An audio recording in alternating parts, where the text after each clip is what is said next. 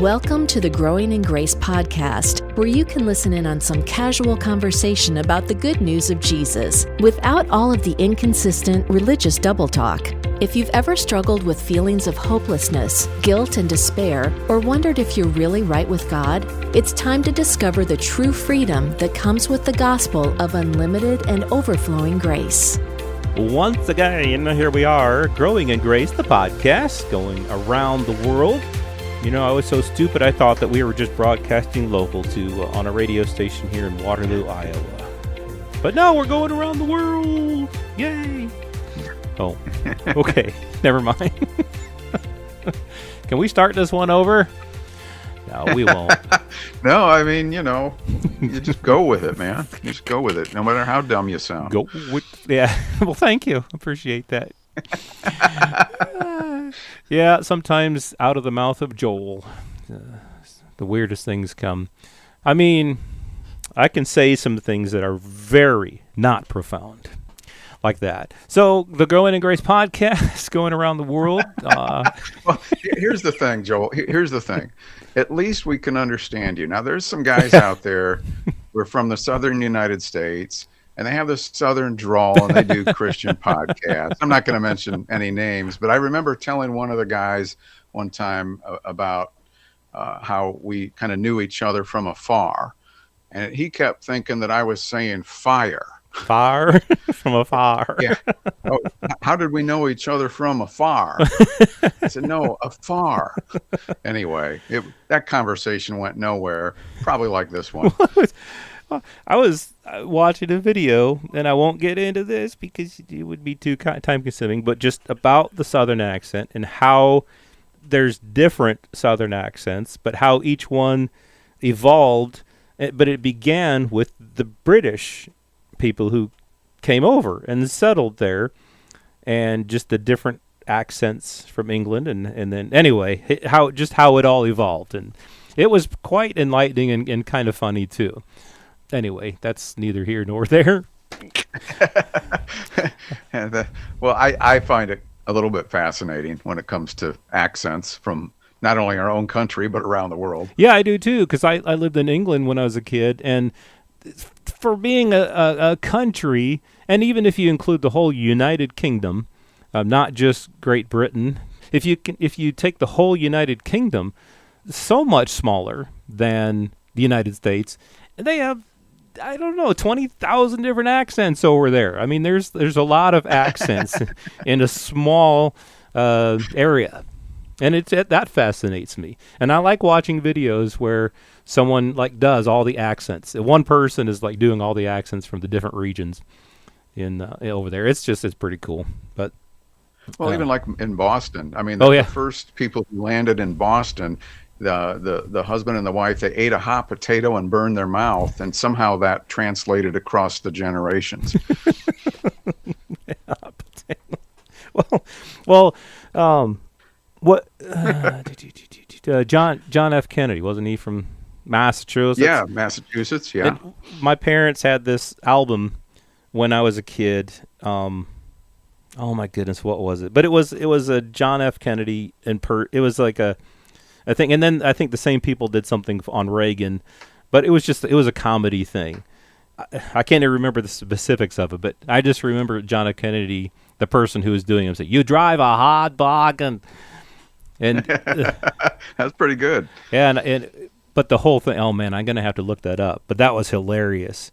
The whole, it was just a comedy album, just on the life of John F. Kennedy, just made up stories. But so we got some more serious things to talk about, like how you need to be giving 10% of your income to a church, otherwise you're under the curse.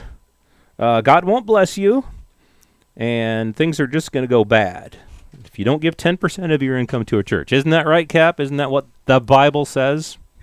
It's a funny thing, Joel, because it's a big deal out there in the world of church and church corporations. Boy, I'm having some bad memories here from before my grace days on this, but it's not in the Bible. That's the amazing part about all of this, is it's not in the Bible. Right. And I know we're going to get into some of this, but like in Malachi 3, where it talks about the storehouse, and then I'll bet a lot of people out there listening right now have been told that you should give 10% of your income to the church, which is now the designated storehouse. But the Bible doesn't say any of that. It's just so fabricated. It's ridiculous. Now, let's just say up front, we're not against giving money or anything else for that matter. The more the merrier. The more liberal you can give, hey, that's a great thing. So we're not trying to discourage that or tell people you can, just sit on your hiney and not do anything, Paul talked about a cheerful giving, and we'll get into that. But I think the first thing that we want to try to nail down here is this false assumption that Christians, believers in Christ, are quote unquote required to give 10% of all their income to a church. And when we say church, we're talking, I guess here in this country, Joel, I think it's somebody who has a 501c3 nonprofit status. Mm-hmm. That's usually what people are talking about when they talk about giving 10% of your income to a church. And again, I want to repeat what you said, that we're not against giving. Giving is a great thing. And as Paul said to the Corinthians, the more that you sow, the greater that is reaped.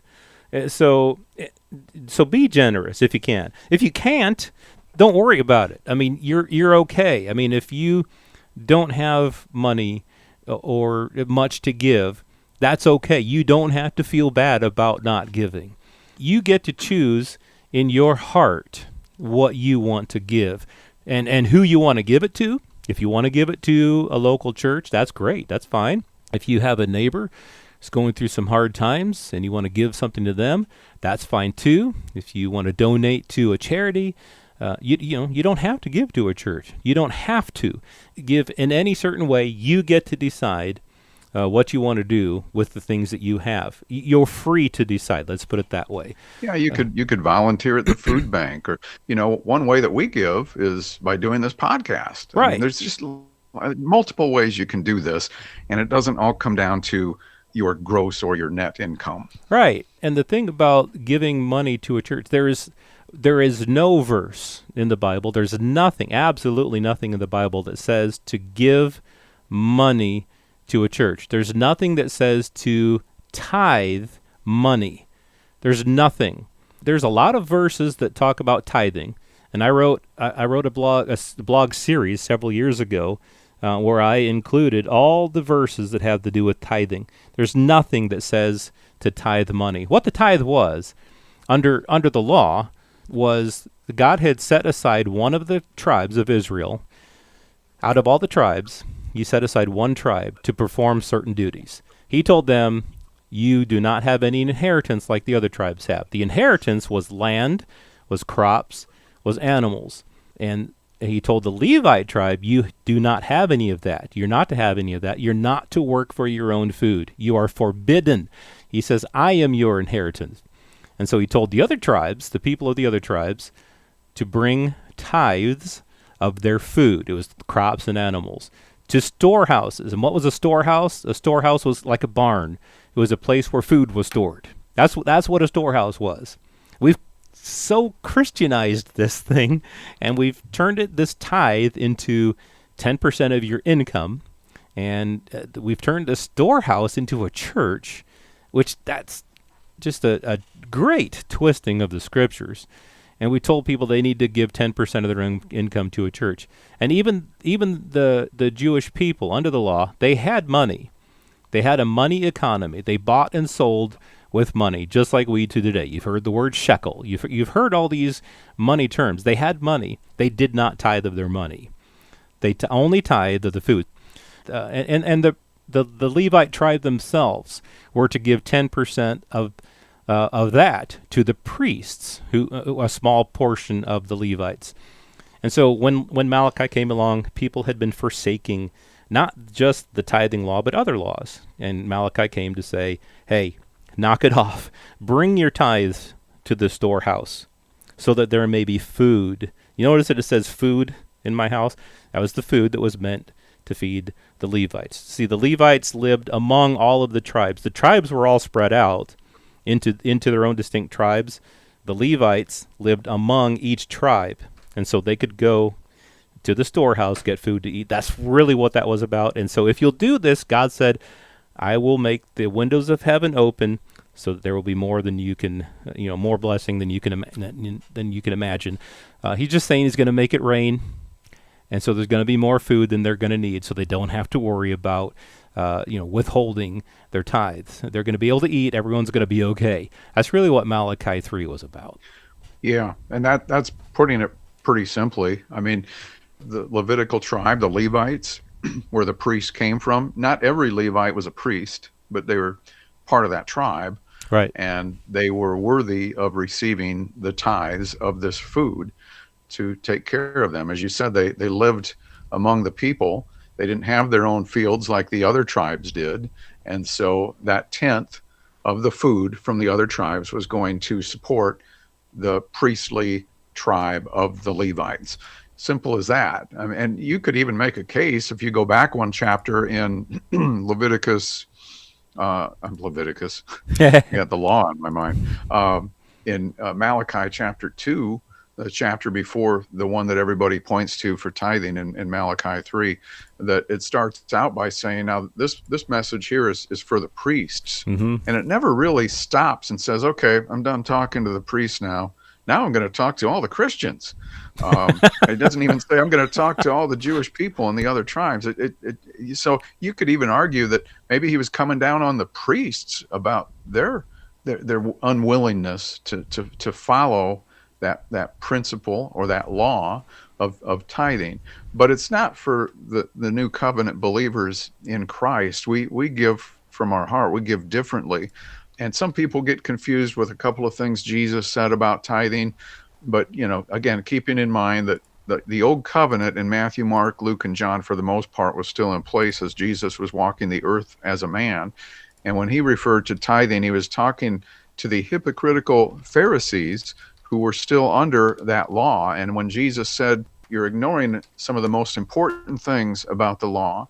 I mean, these are people who would ignore the biggest things about the law in the eyes of Jesus anyway, while they would meticulously count down to the flake of a spice when it came to tithing.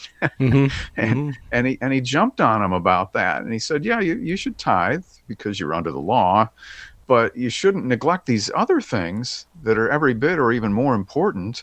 And so I just thought I would throw that in there, Joel, because some people want to say, well, Jesus said we should tithe. Well, he didn't really say that. He said that to the Pharisees who were under the law at that time, because tithing became a part of the law. And I know some people say, oh, tithing began before the law. And I don't know if you want to jump on that, Joel, with Abraham or something. Yeah, I can do that. And just in case a person wants to find out, when Malachi came and he was addressing these laws, you can find the tithing laws themselves in Leviticus 27 and also Deuteronomy 12 and Deuteronomy 14. So you can see,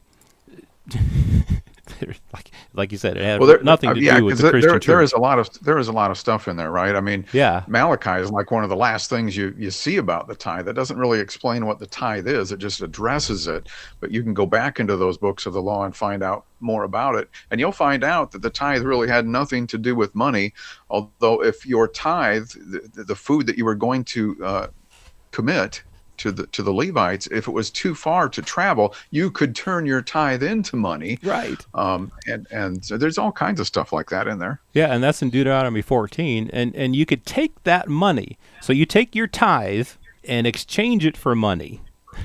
And you get to keep the money. God said you keep the money and you spend that on whatever your heart desires. And he could say you could buy oxen, you could buy strong drink, you could buy whatever and just celebrate before the Lord. So that's something you never hear taught in any tithing message. But so yeah, Abraham.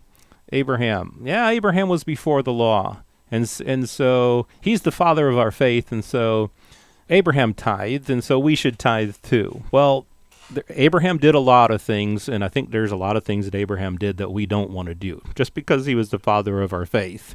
I won't get into specifics, but read the story of Abraham. There were some things he did that were not all that great, just because he was the father of our faith. He could have been in Lord of the Rings. He could have. He looks like him. No, I don't know. I don't know what Abraham looked like. But so what happened with Abraham? His nephew was taken, and his nephew Lot and the family, they were taken from where they lived. And if you look on a map, they were taken about 200 miles away from where they lived.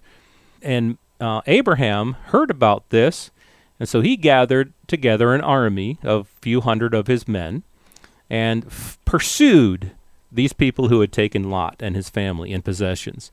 Long story short, he won the battle. So this would have taken days, weeks, maybe even months. I don't know. But it would have been a battle, a bloody battle, people killing each other. He won back Lot and his family. And so on his way back to where Abraham lived, he had to travel through this region where Melchizedek was both king and priest of the Most High God. And what the custom was in that area, this was very common in those days in that area, that if you won a battle and you took spoils of war, you gave a tenth to the local king or priest. And what that signified was that that king was worthy, was greater than you. It showed that you were the lesser and that king or priest was the greater. That's one thing that showed. And so Abraham did. He gave a tenth of the spoils of war, not a tenth of his income, not a tenth of his possessions, not a tenth of his wealth. It was a tenth of the spoils of war. He gave that to Melchizedek. And then he gave almost the other 90%, almost, to the king, the wicked king of Sodom, because he said, I don't want it to be said that you made me rich. And so if we want to follow Abraham's example, we got to go to war, we got to win the battle, we got to bring back, we got to give a tenth of it to a local king or priest, and we have to give the other 90% to a wicked king. That's so. But what about Hebrews 7? Again, when we get to Hebrews 7, Cap, you and I have talked a lot about Hebrews and how the point of the whole story was how Jesus is greater than the Levite priesthood. Jesus' priesthood was greater than the Levites' priesthood and did away with it. But Jesus was from the tribe of Judah. The Levites, of course, descended from Aaron. Well, it's said in Hebrews 7 that Jesus is high priest according to the order of Melchizedek. And the writer uses the example of Abraham to show how Melchizedek was greater than Abraham, because Abraham is the one who tithed to Melchizedek. That's why he brings that out. And the reason for that is because the Levite tribe, the Levite priesthood, came from Abraham. And so it shows that Jesus is greater than the Levite tribe. That's all that is being said in Hebrews 7. That Abraham is the lesser, Melchizedek is the greater. That shows that Jesus is the greater, and that the Levites were the lesser. And so his priesthood supersedes that of the Levites. That's the gospel. That's showing why Jesus is our high priest.